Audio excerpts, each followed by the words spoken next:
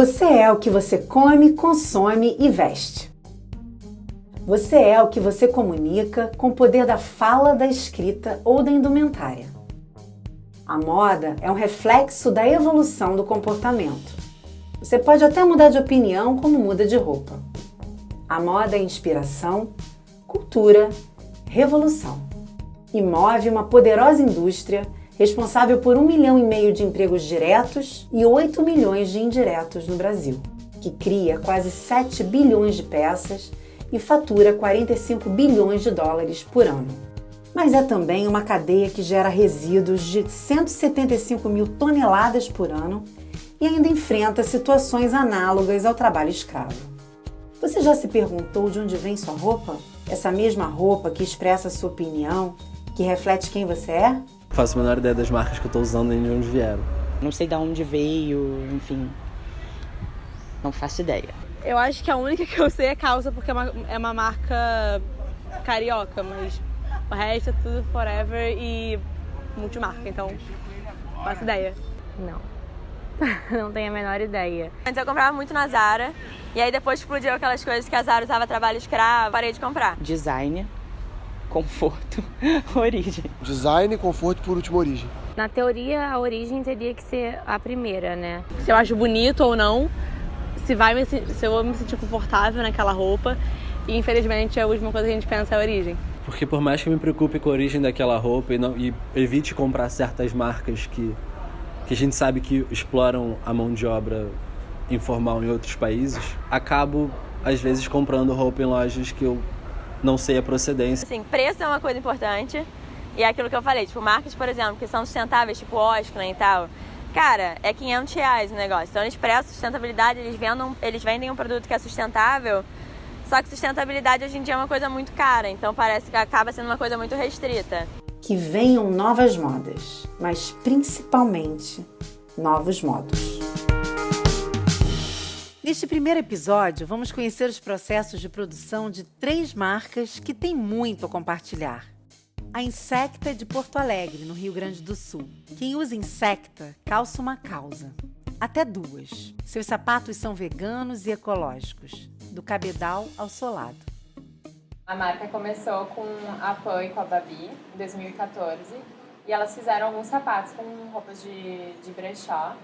E isso, enfim, foi um baita de um sucesso, vendeu todos os sapatos. A marca sempre foi uma marca de sapatos veganos, nunca teve nada de componentes de origem animal na confecção dos sapatos. Uma das coisas que ajudaram a proporcionar isso foi que, além das roupas, a gente começou a incluir novos materiais para fazer os cabedais. A Insecta é a única que eu tenho conhecimento que trabalha com a questão do ciclo de vida do produto, zerando o ciclo de vida, ou seja, sem nenhum tipo de resíduo pós o processo de fabricação. A gente tem a nossa linha vintage ainda, que é a linha que é feita com roupas de brechó, mas a gente também desenvolveu uma linha de estamparia própria. A gente também tem as linhas de monos, feita com fio de garrafa PET e algodão reciclado. E bem recentemente a gente lançou o laminado vegetal, que é a nossa alternativa ao couro. Então hoje a gente tem mais linhas de sapato, a gente conseguiu abocanhar uma parte maior do mercado.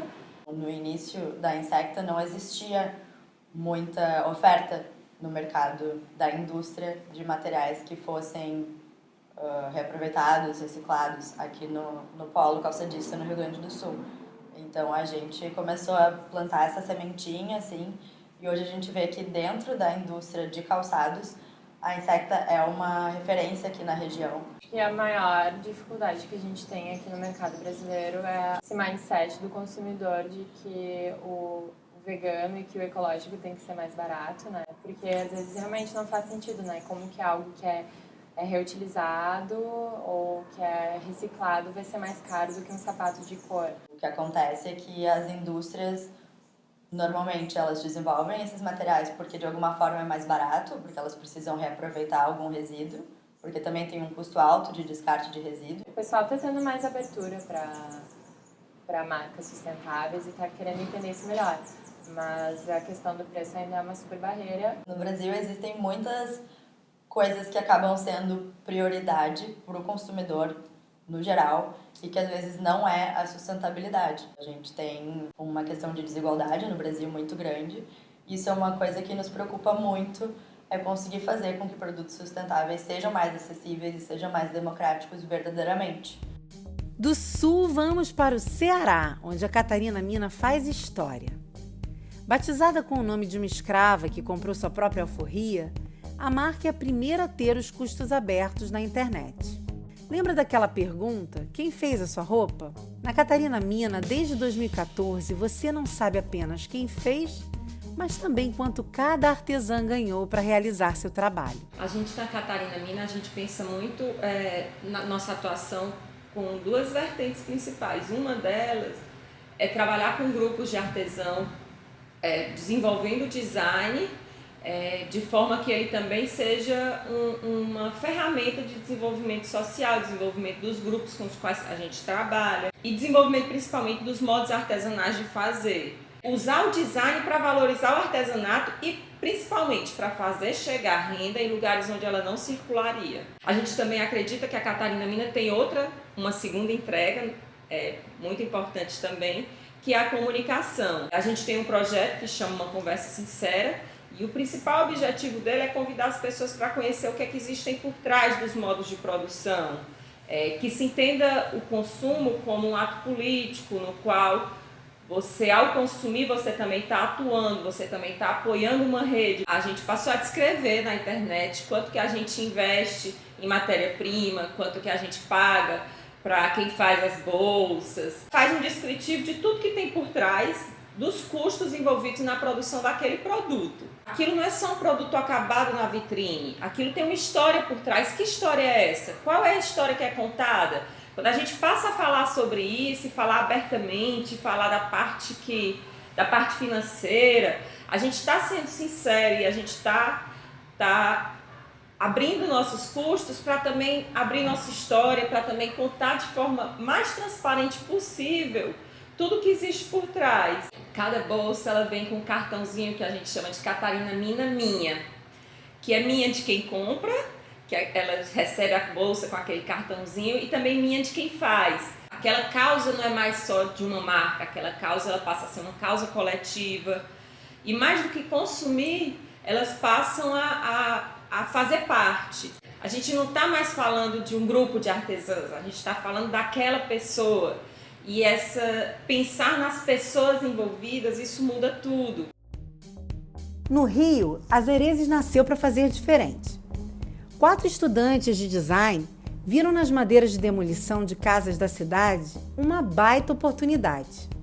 A partir daí, descobriram como se faz óculos e perceberam que o negócio deles vai muito além disso. A Zerezes começou em 2012 de uma inquietude, assim, de uma vontade de fazer alguma coisa que fosse relevante, que fosse diferente. Por acaso, a gente estava fazendo os nossos primeiros estágios, estávamos um pouco incomodados com a forma que o mercado do design, principalmente aqui no Rio, se comportava. O Rio de Janeiro não tem muitas indústrias, não é um lugar, né, apesar de ser essa coisa da cidade criativa, não tem tanto a coisa do design de produto. Somado a uma coisa dentro da gente, para mim é muito forte, principalmente conforme o tempo vai passando, eu vou olhando para trás e vou vendo. Cara, no final das contas, o que a gente queria era criar o nosso próprio trabalho, sabe? Criar os próprios valores, criar a própria cultura, criar as próprias práticas. Por que a relação entre marca e fornecedor precisa ser sempre top-down? Por que a gente não pode conversar e dialogar e capacitar uma pessoa e ela pode ser uma parceira nossa em vez de simplesmente fornecedor? Por que o material sem uso ele precisa ser descartado, ele não pode ser reinserido?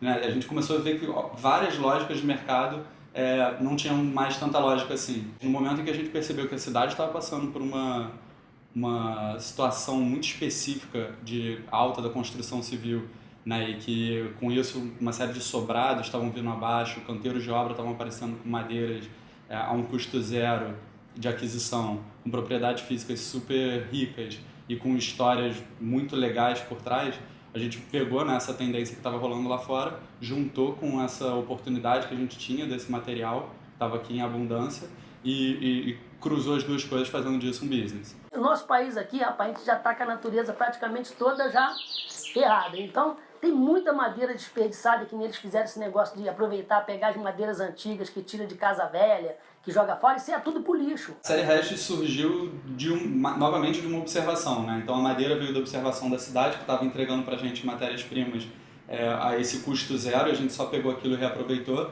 E no momento que a gente trouxe essas madeiras para dentro de casa, beneficiou, processou e etc., a gente viu que tinha um novo substrato sendo gerado e que também virava lixo. É um aprendizado que eu tive com eles que eu nunca imaginava. Eu achei que a gente ia ter que comprar madeira, cortar, só que eles tiveram essa ideia de reciclar. A gente viu que a nossa vocação é contar história, não é tocar produção. A gente centralizou a nossa produção, criou esse arranjo produtivo local, onde tem um cara que entende muito de madeira, que processa a nossa madeira. Tem um cara que coleta madeira, que é o cara do entorno, que entende disso e vive isso, é importante para ele. Tem um cara que processa madeira, que sabe muito fazer isso, faz isso há muito tempo, e isso é importante para ele. É um olhar de cuidado com as pessoas envolvidas no processo. Minha parte aqui é toda artesanal, a gente faz tudo na mão, não tem uma máquina computadorizada, não tem um CNC, mais tupia mesmo, é aquele óculos artesanal que você faz. Porque não dá, você vai comprar um maquinário, sai um absurdo para você fazer. A gente não tem uma produção hoje no Brasil que nem tinha antigamente de 15, 20 mil peças. Virando de 90 para 2000, depois de 90 para 2000, houve essa mudança. Se fazia muito óculos de acetato e passou a se fazer muito óculos de metal. E eu ouço essa história do produtor no Brasil. A gente fazia muito acetato, fazia assim, e aí entrou metal, a gente passou a fazer muito metal. E nesse gap se perdeu uma galera. Porque nesse gap aqui, você estava preparado para fazer acetato, a moda passou a pedir uma outra matéria-prima, um outro tipo de maquinário, um outro tipo de know-how. E o que eu quero dizer é que, assim, dependendo do tamanho da bola que a moda, e a moda às vezes tem macro, né, tendências grandes que vão numa direção ou em outra, isso pode ser melhor ou pior para a cadeia produtiva que a gente tem, para o produtor ótico que tem no Brasil hoje. Se a moda valoriza o que esse cara está fazendo hoje, a gente vai contar história, a gente vai manter ele vivo, a gente vai trazer ele com a gente. É um formato que fomenta a indústria e o comércio, enfim, a enxergarem que um novo modo de pensar, um novo modo de fazer acontecer assim o negócio é possível. Em alguns países lá fora já existe uma demanda muito maior por produtos sustentáveis e também existe um poder de compra um pouco diferenciado. Eu não gosto muito de comparar e falar, lá fora valorizam mais do que aqui, ou tal estado valoriza mais. O que eu posso dizer é que eu vejo esse movimento crescer, e está crescendo muito. É muito difícil no Brasil, por exemplo, você falar contra o trabalho escravo. E a gente acabou de ter um pressuposto de presidente que abriu, né, uma legislação que flexibiliza o trabalho escravo num país como o nosso, e eu não vi nada de uma indústria que foi absolutamente acusada, historicamente, de trabalhar com mão de obra escrava. Que a gente precisa remunerar as pessoas de forma justa, né? Então, o sapato ele tem muitos processos no desenvolvimento e na produção. E cada processo desses tem pessoas e todas essas pessoas têm que receber de forma justa. Para mim, um mundo sustentável é quando ele não é apenas sustentável no material, ele não é apenas sustentável na questão do diálogo, mas ele é sustentável na distribuição, sustentável do negócio. Como é que o seu negócio, como é que a sua vida é sustentável? Como é que você paga a sua conta no final do mês? Como é que você paga a sua conta de luz? Como é que você paga a sua conta do mercado? De fato, a concorrência chinesa, o produto sem um modo de fazer definido que a gente não conhece, isso não chega a afetar a gente como concorrência, mas isso, querendo ou não, foi um estopim para nos fazer pensar e nos motivar a refletir sobre como saber, como conhecer as pessoas que fazem um produto é importante. Quando chega um chapéu aqui a R$5, a R$10, você fala o que está atrás desses R$10? Né? Porque vem do outro lado do mundo, é costurado, é feito, tem um material que tem que ser pago. Alguém está sofrendo e sendo exprimido no meio, e normalmente é o trabalhador. E a indústria chinesa, infelizmente, quando chegou no Brasil, por praticar preços que canibalizam muito, elas destruíram, acho que a indústria de chapéu, como destruíram a indústria de aviamentos e a indústria têxtil. A gente está num momento legal de uma reeducação do consumidor, de entender as origens daquilo que ele compra, de quem faz, o que está por trás, né, daquele produto, daquela marca, daquelas práticas todas. No momento em que a gente consegue trazer todas essas coisas à tona, né, levar isso para o consumidor, o preço vira uma coisa secundária, não vira mais o fator de decisão. Sempre vão ter pessoas na ponta fazendo as coisas de um jeito que a maior parte das pessoas que já estão nesse mercado vão achar que é louco, enfim, não vão entender como a gente trabalha dessa forma, nem porquê, mas a gente está abrindo o caminho para outras marcas virem junto com a gente. Quando a gente abre uma porta, a gente tem que falar, vem galera, sabe? Se a gente for sozinho, não se sustenta. E eu acho que aliar isso à educação é exatamente isso. A gente precisa se conectar em massa. Precisa, sim, ter pessoas que fazem isso talvez não da maneira mais competitiva financeiramente, mas que fazem sentido como propósito. Então, acho que essas pequenas empresas que estão se formando, né, que estão começando agora, elas têm um papel fundamental de disseminar esse novo olhar, de disseminar essas novas relações, de construir uma moda nova. Elas são mais jovens, então elas já nasceram com esse DNA, faz parte delas, elas não têm que se adaptar, mudar o modo de produção para ser sustentável, né? Você vê aqui a Augustana, que é uma marca que desfila nos Novos Talentos, ela já nasceu com esse cuidado, cada peça dela vem escrito quem fez, do que é feito, quanto tempo demorou, quanto aquela pessoa recebeu. Então já é uma preocupação do estilista. Quando isso já nasce na cabeça deles, eles são os grandes agentes de transformação. Eu acho que é criável, mas mais do que criável, é necessário e a gente precisa entender como uma atitude política, de intervenção no mundo, de atuação e de responsabilidade. A gente precisa assumir essa responsabilidade de construção de um mundo melhor como nossa. Não é mais possível, a gente não pode terceirizar isso. A gente faz parte da sociedade e é uma sociedade global e a gente precisa entender nossa forma de estar no mundo. A gente está num país que tem que ter posição política. E isso é absolutamente vital, não para fazer reforma ou marketing, mas para fazer revolução.